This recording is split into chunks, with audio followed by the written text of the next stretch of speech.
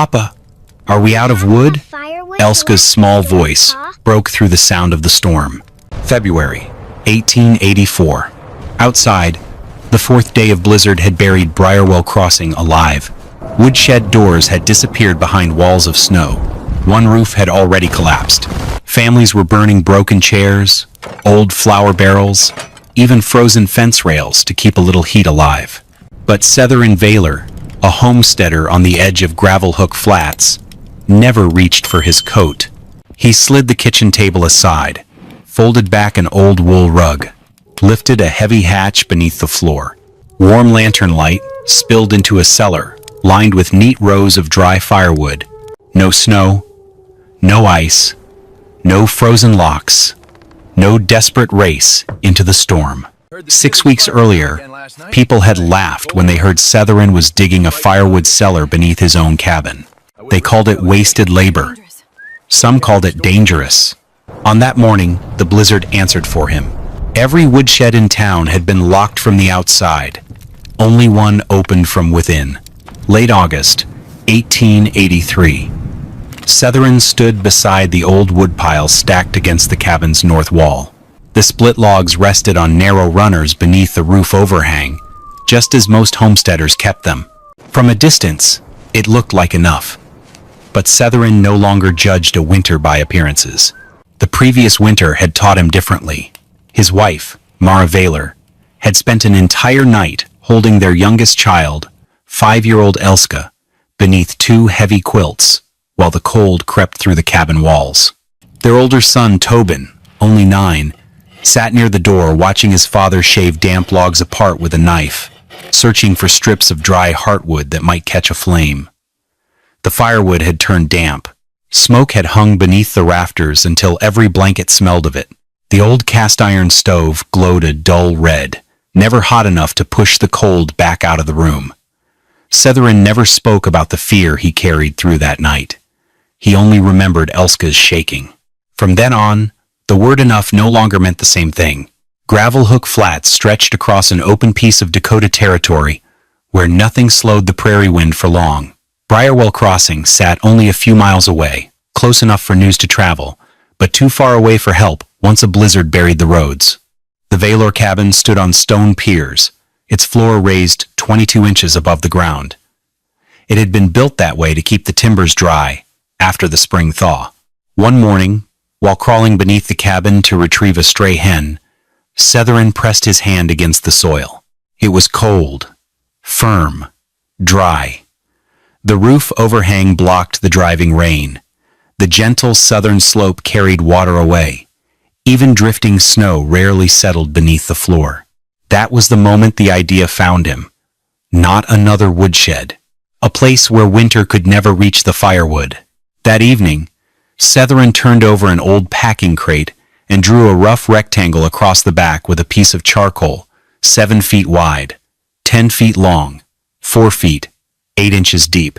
Mara set the lantern beside him before asking a single question. How will the cabin stay standing? He tapped the stone piers. They would never be disturbed. Every footing would keep a wide safety margin.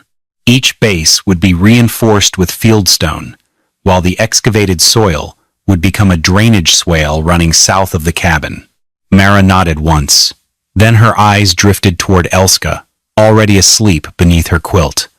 The real question was never whether Setharin could dig the cellar. It was whether the cabin could survive, if he did, or whether another winter would take something far more precious, if he didn't. A few days later, Orrin Brackett, an older neighbor who had survived more Dakota winters than most men in the valley, stopped beside the cabin and listened without interrupting. When Setharin explained the cellar, Orrin shook his head. You'll be digging beneath the very thing keeping your family alive. He pointed toward the stone piers. Frost heave could shift them. Spring thaw could crack the walls. Meltwater might turn the cellar into a mud pit beneath the children's beds. His advice was simple. Build another woodshed. Face it away from the prevailing wind. Cover it with tarred canvas. If firewood ran short, he would lend a few wagon loads himself. Setharin thanked him for the offer. Then he quietly said, Borrowed wood doesn't keep the next winter warm. After Oren left, Mara asked why he had refused the help. Setherin looked at the black scorch mark, still stained across the old cast-iron stove. It had been left by damp wood that barely burned the previous winter. Only then did he answer. Help runs out when roads close. Mara never argued. That evening, she opened an old ledger and ruled 3 neat columns across the page. Woodcut, cellar temperature, stove smoke. She never said she agreed. She simply began keeping the record. During the second week of September, while the prairie soil was still soft enough for a sharp spade and the mornings carried only a thin frost across the grass, Setherin finally broke the ground beneath his cabin. He refused to start with a wide excavation. Instead, he dug a narrow crawl trench from the outside access point first. Before committing to the cellar, he wanted to learn what the land was willing to give. The topsoil crumbled easily, tangled with tough prairie roots. Beneath it lay dense clay mixed with gravel. It held its shape better than he had hoped. He drove small wooden stakes into the ground, marking a safety line around every stone pier. None of the footings would be touched. Only then did he begin removing the earth, layer by layer, bucket by bucket. Tobin carried each bucket into the morning light without complaint. Mara shaped the growing pile of soil into a shallow drainage swale running south of the cabin. Elska had been warned to stay well away from the open trench. Yet every afternoon she stood quietly beside the porch, watching her father slowly uncover a place no one else could see. Each evening, before putting the shovel away, Setherin tied a simple plumb line to a floor joist and let the weight hang beside every stone pier. If even one line shifted, the digging would stop. Night after night, every line hung perfectly straight. The cabin had not moved, so neither did his resolve. A few days later, Cormac Vale, the carpenter who had built barns, sheds, and porches across Briarwell Crossing, stopped beside the excavation while measuring a nearby stable door for repairs. He studied the fresh earth without a smile. Then he knelt beside the opening and looked into the shadow beneath the cabin. Where will the wet air go? He explained that timber did not need rain to rot. Cold soil trapped moisture. Warm air drifting down through the floor carried even more. Leave one quiet corner, with nowhere for damp air to escape, and mold would begin its work long before anyone noticed. Setherin showed him the plan. A low intake shaft beneath the northeast eave. A higher exhaust shaft near the southwest corner. River cobbles lining both passages to keep the walls from collapsing. A bent willow grate to stop mice. A thin clay and lime coating to hold the earthen walls together and keep dust down. Cormac listened carefully. Then he looked back into the darkness. If the air chooses the wrong path, he said quietly, you won't have a firewood cellar. You'll have the finest damp box in Dakota. Cormac's warning stayed with Setherin long after the footsteps faded. That evening, he lit the stub of an old candle and climbed into the unfinished cellar. The smoke trembled for a moment, then drifted almost nowhere. Mara wrote exactly what he dictated. Air, lazy, not enough pull. Setherin never crossed the words out. Instead, he told Tobin about a grain warehouse where he had worked as a young laborer in Minnesota. The grain had not spoiled because rain reached it. It spoiled because damp air had nowhere to escape. Anything meant to survive a winter, he said, watching the candle smoke again, has to breathe. The next morning, he stopped widening the cellar. The ventilation shafts would come first. Only after the air worked properly would the digging continue. A few afternoons later, Leora Kest, a practical woman from Briarwell Crossing, stopped by with a sack of dried beans to trade for Mara's mending. She noticed the open excavation before she reached the porch. Tobin was hauling another bucket of earth. Mara was writing numbers in the ledger. The opening beneath the cabin stood uncovered. Leora never laughed. She simply asked the questions everyone else had been thinking. What if that hatch doesn't seal? What if little Elska slips and falls? What if cold air climbs into the cabin all winter? What if Setherin spends 3 weeks digging and still doesn't have enough wood before the snow comes? She glanced beneath the table. A woodshed may not be perfect, she said, but at least it isn't under a child's supper. Mara answered first. The hatch would lock from both sides. A raised wooden lip would keep small feet from slipping across the opening. Once closed, it would disappear beneath a thick wool rug. Only then did Southern explain the rest. The hatch would be built from 2 crossed layers of cottonwood planks. Between them would be sheep's wool taken from worn blankets. Around the edge, a strip of buffalo hide, treated with rendered tallow, would compress into a tight seal each time the hatch closed. Leora listened without interrupting. Then her eyes drifted away from the drawings, away from the excavation, and settled on Elska, quietly sitting on the porch steps with a rag doll in her lap. Mara noticed the look. She never said a word. Neither did Leora. She no longer needed an explanation. She had already understood why this cellar mattered. Once both ventilation shafts had been opened, Southern widened the excavation with greater confidence. By the middle of October, the Firewood Cellar had finally taken shape exactly as sketched on the old packing crate. The floor sloped gently toward a narrow drainage channel on the south side. Every stone pier remained untouched inside its marked safety margin, while fieldstone reinforced each footing without changing the cabin's weight. The earthen walls were packed firm, then coated with a thin layer of clay and lime to reduce dust and help stabilize the surface. Nothing about the cellar was built to impress. Everything about it was built to last. River cobbles lined both ventilation shafts to prevent the soil from collapsing. Tobin bent green willow branches into small grates, tying them together with strips of rawhide to keep mice from entering without blocking the airflow. When Southern lowered the heavy hatch into place, the prepared buffalo hide compressed perfectly into the raised wooden lip. Tobin crouched beside the edge and released a single chicken feather. The feather did not move. For a long moment, no one spoke. Then Tobin smiled to himself. It was the first small victory the whole family had watched happen together. Word of the Firewood Cellar spread through Briarwell Crossing long before the work was finished. One windy afternoon, Reverend Asa Whitlock, the town's minister, stopped at the Valor cabin. He did not study the cellar like a carpenter. He looked at it as someone responsible for holding a community together. A house, he said, must stand on firm ground, not only with timber and stone, but with the spirit of the people living inside. He warned that self-reliance could slowly become pride. Sometimes a man refused help because he was wise. Other times he refused it because he could not bear to owe another neighbor. Southern listened without interrupting. Mara remained silent beside the table. The community exists, the Reverend continued, so families never have to dig beneath their own supper table just to preserve their dignity. The words lingered in the room. Not because they were completely right, because they were partly right. Only then did Southern answer. Dignity doesn't keep a child warm when the roads disappear under snow. The Reverend gave a slow nod. He left without anger, but he also left unconvinced. By the first week of November, the Firewood Cellar was complete, but an empty cellar had never saved a family. Southern estimated they would need nearly 5 cords before the first deep snow sealed the prairie roads.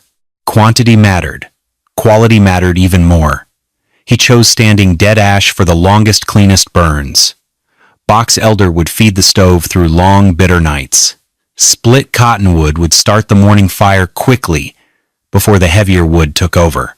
Every piece had a purpose and a place. The smaller splits were cut light enough for Mara to carry safely down the hatch. Larger blocks stayed beneath the roof overhang as emergency reserve if the cellar ever needed to be opened less often during a storm. Tobin counted every load that disappeared underground, while Mara recorded the stove's smoke after each evening fire, learning which wood burned cleanest and which left too much soot inside the pipe. Soon, the work settled into a rhythm that felt older than memory. Before daylight, check the stove, walk to the woodlot, listen to the grain of each standing tree before the first swing, raise the axe, bring it down, stack, carry, count, begin again. Some days, Southern split wood until his fingers barely closed around the hickory handle. On colder evenings, the cracks across his palms opened again. He would quietly lower his hands into a basin of cool water before anyone noticed the blood. He believed no one had, but Elska had. The next morning, without saying a word, she placed a small strip of clean cloth beside the stove before going outside to feed the chickens. Setherin saw it when he returned with another armload of ash. He wrapped the cloth around his hand. Then he picked up the axe again, because warm cabins were never built by a finished cellar alone. They were built one split log at a time. By the final week of November, nearly half of the cellar had been filled. Rows of standing dead ash rested neatly on cross pieces, each stack spaced a hand's width from the earthen walls so air could move around every log. Tobin had taken pride in lining them up so straight they looked like small fences beneath the cabin. Then, 3 days after a cold autumn rain, he stopped halfway down the ladder. 2 split logs in the west corner carried dark stains. Not much, barely the width of 2 fingers. But it was enough. Setherin set his axe aside without a word. He never insisted the marks were nothing. He never claimed the cellar was working perfectly. He picked up both logs, held them beneath the lantern, then passed one to Mara. She smelled it. The wood had not begun to rot, but the scent of damp earth had reached it. Cormac Vale had been right. Without hesitation, Setherin carried every log from that corner back into the cabin and stacked them beside the stove to dry again. Tobin watched in silence. His face turned pale, as though he had somehow ruined weeks of work with his own hands. Setherin rested one cracked hand on the boy's shoulder. "A mistake found early," he said, "is a cheap gift. The lesson was never about perfect work. It was about finding the truth before winter did." That night, after Tobin and Elska had fallen asleep, Setherin carried a candle stub, a strip of linen, and Mara's ledger into the cellar. He lowered the hatch until only a narrow gap remained, enough for Mara to hear him if he called. The lantern went dark. Only the candle burned. He held the flame beside the intake shaft. The smoke leaned for a moment. Then it curled back on itself. Near the center of the cellar, it drifted a little farther before slowing again. When he reached the west corner, the smoke almost stopped. It hung in the still air, as though the cellar had forgotten how to breathe. Mara quietly wrote the observation. West corner stale, cloth damp after night rain, cellar 47 degrees Fahrenheit. Setherin stared toward the ceiling joists for a long moment. The underground cellar itself was not the mistake. The air was. The intake sat too high. The exhaust sat too low. Prairie wind swept cleanly over the cabin roof, but the outlet remained trapped inside the dead air, curling behind the south wall. He climbed back into the cabin, turned over the old crate board once more, and drew another sketch with charcoal. The intake would go lower. The exhaust would rise higher. A simple wind hood would be added, so the passing wind could pull stale air outward instead of forcing it back inside. Mara studied the drawing. "Can you finish it before the next cold front?" Setherin did not answer. He slipped the candle into its tin box. Without another word, he reached for his coat. Winter was already walking toward them. At first light, Setherin left the splitting block untouched. Firewood could wait. The cellar could not. He lowered the intake shaft beneath the northeast eave, where the roof offered better shelter from rain and drifting snow. A shallow wooden hood covered the opening, hidden beneath woven willow branches that kept blowing snow out while letting fresh air pass through. The southwest exhaust demanded a different answer. Setherin fastened an old length of stovepipe above the outlet and shaped several scraps of tin from a rusted oil drum into a simple wind hood. He turned the opening away from the prevailing wind, so every strong gust crossing the roof would create suction instead of pressure. Tobin held the nails. Mara steadied the ladder. Elska sat quietly in the doorway with her rag doll, watching the work without understanding why it mattered so much. By late afternoon, the prairie wind returned. Setherin climbed into the cellar once again and lit the candle. This time the smoke leaned immediately. Then it stretched into a thin gray ribbon, flowing steadily toward the exhaust before disappearing outside. Tobin watched from the ladder. His voice barely rose above a whisper. "It's breathing." Setherin never celebrated. He reached out and rested his hand against the cool clay wall. The land had pointed out the mistake. Now it had accepted the correction.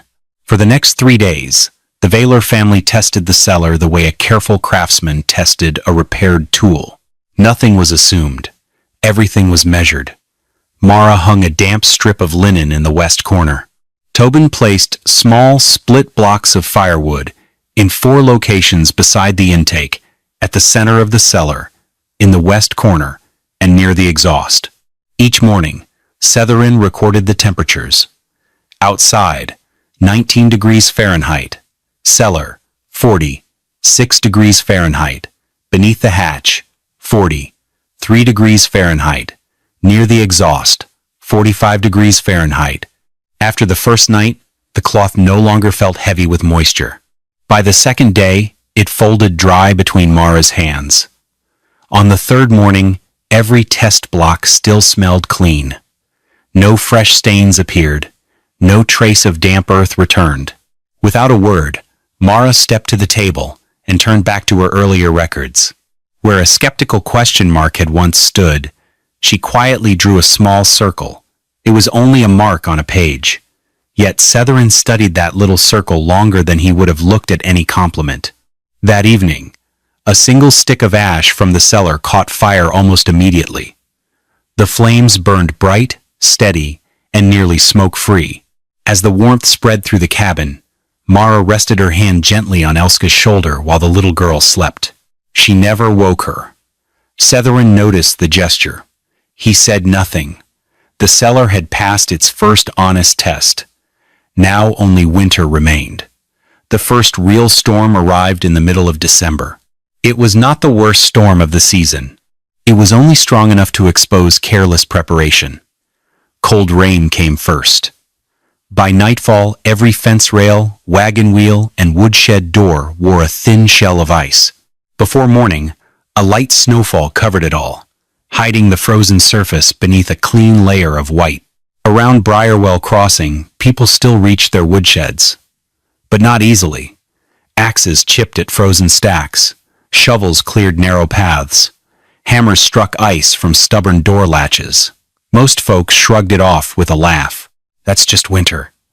At the Vaylor cabin, Setherin never stepped outside for fuel. He lifted the hatch. The cellar still held at 44 degrees. The ash remained dry. The cottonwood caught quickly. The stove drew a clean, pale stream of smoke that climbed straight into the cold sky. The following afternoon, Orrin Brackett stopped by. Ice still clung to the edge of the scarf around his beard. Fresh cuts crossed the knuckles of one hand, where a hatchet had slipped, while he hacked ice away from his woodshed lock. "My shed was just a little stubborn," he said with a tired grin. Setherin offered no argument. He simply opened the hatch. Orrin looked down into the cellar. Every stack remained loose. No snow. No frost. No frozen joints between the logs. He stood there longer than he intended. Finally, he broke the silence. A little storm doesn't prove a whole winter. Setherin nodded. No. He rested one hand on the edge of the hatch, but it asked the first question. Orrin looked back into the cellar one last time before climbing the steps. For the first time since the digging had begun, he walked home carrying more doubt about his own woodshed than about Setherin's cellar. Near the end of January, 1884, the barometer began falling faster than anyone liked to see. Old settlers noticed something long before the first snow arrived. The prairie grew quiet, the kind of silence that belonged to hard winters. During the first night, the wind shifted 3 different times. By dawn, the storm had found its strength. The snow did not fall. It flew. It swept across the open ground in long white sheets. It slipped through tiny cracks around doors. It struck the south wall of every cabin like handfuls of dry sand. Across Briarwell Crossing, families hurried to protect what they could. More rope went around woodshed doors. Extra posts were wedged beneath low roofs. Loose boards were nailed down one last time. It was honest work. It was also work meant for rain falling from above, not snow driven sideways from every direction at once. By the second day, the wind had sculpted drifts as high as the shed roofs. By the third, some woodsheds had almost disappeared. Doors vanished behind solid walls of snow. Low roofs sagged beneath the growing weight. Outward opening doors became useless, locked shut by drifts packed as hard as frozen clay. Weak rafters groaned. A few began to crack. Inside the Valor cabin, instead of frantic panic, there was an unusual stillness. Setherin never even reached for his coat. Everything that needed to be done had been finished months ago. On the kitchen table, the ledger lay open. Mara quietly logged a single observation beneath the morning temperature. Road gone. No one explained the words. No one needed to. Tobin looked at the page, remembering the previous winter when they had waited for help that never arrived. He remembered his father's words. Help runs out when roads close. Now the roads were gone. The blizzard had stripped away every escape route. From this moment on, their survival no longer depended on prayers or luck. It rested entirely on what lay beneath their feet. By the fourth day of the blizzard, Briarwell Crossing no longer looked like a town with woodsheds. It looked like a line of white roofs beneath a sky that refused to clear. One by one, every familiar solution surrendered. Orrin Brackett fought his way toward his woodshed before sunrise. He shoveled a narrow path through shoulder-high drifts, only to watch the wind erase his footprints behind him. When he finally reached the door, the packed snow had forced it inward so hard that one hinge had already begun to bend. He stood there, with his hatchet in hand. The door never opened. Across town, Cormac Vale stopped beside a woodshed he had built for the Pritchard family years before. One corner of the roof had collapsed where wet snow had gathered beneath the eaves. The workmanship had not failed. The weather had found a weakness the design had never been asked to face. Not rain from above, snow driven sideways. Leora Kest exhausted the last dry wood stacked beneath her porch roof before noon. The remaining pile had frozen into a solid mass beneath layers of ice. She walked back inside without complaint. Then she quietly removed 2 old pantry shelves from the wall. She never looked toward her children while breaking them apart. At the church, Reverend Asa Whitlock welcomed 2 families into the sanctuary, hoping its large stove could keep everyone warm until the storm weakened. But the woodbox beside the vestry held only soft, damp wood. The fire struggled. Dark smoke rolled from the chimney, thicker than the heat rising from the stove. Across Briarwell Crossing, more chimneys began breathing black. In stark contrast to the ruin outside, the cellar beneath the Valor cabin quietly did its work. The faint whisper of the wind hood was the only sound signaling the system was still breathing in rhythm. When Setherin brought up splits of wood that were dry, loose, and completely free of the smell of damp earth, the fire in the stove answered with a clean, pale stream of smoke. At the table, Mara sealed away the destruction of the day with one short entry. Cellar 42 degrees Fahrenheit. Wood loose, smoke clean. The blizzard might have buried every woodshed in town, but it was powerless against the space 4 feet beneath the Valor family's supper table. On the 5th night of the blizzard, the temperature fell to 37 below zero. The wind pressed against the cabin hard enough to make the walls groan. Just before midnight, Setherin rose to feed the stove. When he turned back toward the cast iron, Mara was already awake. Neither of them spoke. Their eyes settled on the children's bed. Tobin slept curled beneath his blanket.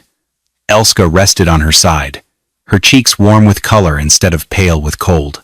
One small hand still held the strip of cloth she had once left beside the stove for her father. The fire caught, not with a roar, with quiet certainty. Setherin remained beside the stove long after the flames settled into steady heat, listening to the wind strike the cabin without reaching the people inside.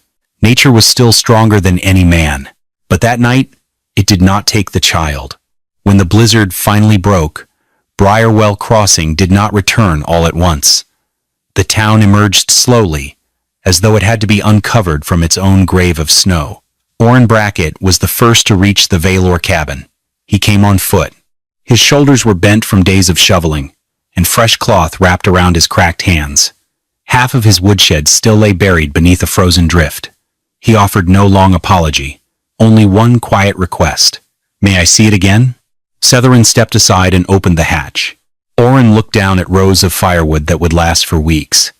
He stood silently before saying, "Frost never reached it." A day later, Cormac Vale came. He inspected the wind hood, the intake, the higher exhaust, and finally the west corner that had once smelled faintly of damp earth. He ran his hand across the clay and lime wall. Not a trace of mold, not a fresh stain. He nodded once. "This wasn't luck," he said.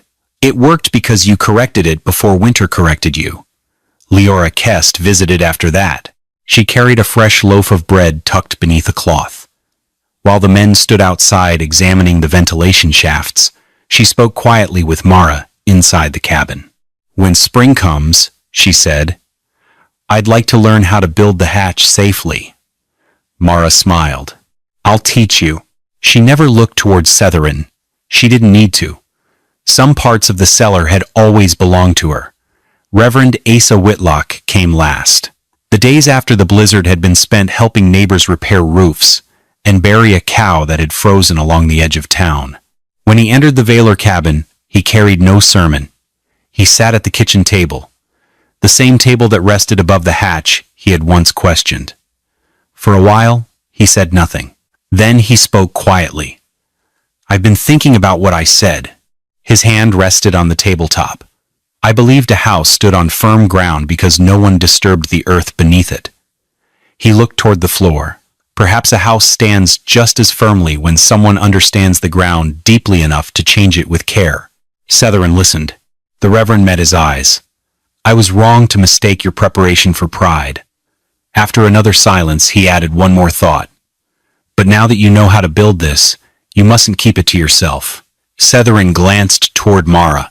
Mara looked at the ledger resting on the shelf. Near the doorway, Tobin listened as though hearing the kind of lesson no schoolhouse could ever teach. "When the spring thaw comes," Setherin finally said, "anyone willing to learn about soil, drainage, ventilation, hatch construction, and the places that should never be dug is welcome to come." The Reverend nodded. Neither man had won.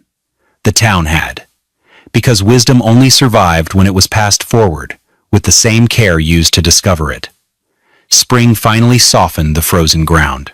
Not every family in Briarwell Crossing dug a cellar beneath the floor of their cabin. Setherin made certain of that. He warned people against copying what they did not fully understand.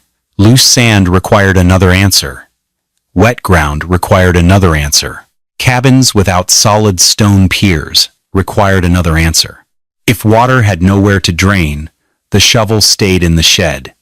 If a hatch could not seal tightly, the floor remained untouched.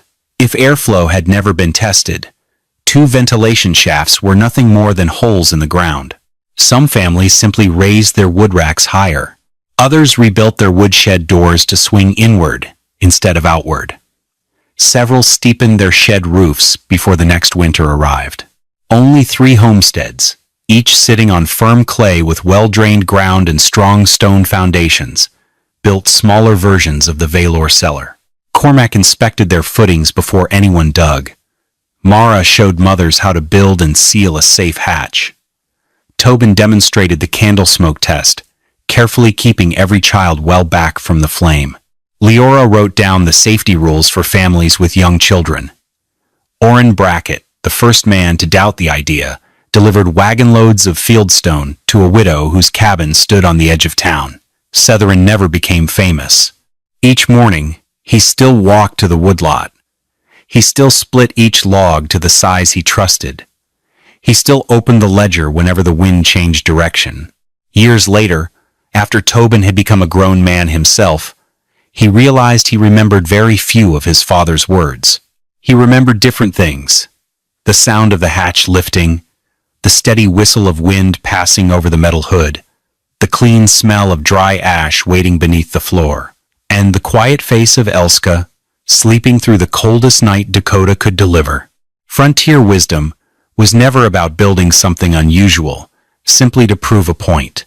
It began by watching the land, the wind, the water, the soil, the limits of a family's home, then doing what those conditions demanded before nature arrived, with questions no words could answer. Setherin Vaylor never defeated a Dakota winter. No one ever did. He only removed one path the winter had always used to enter his home. On the American frontier, sometimes that was enough to keep a family alive.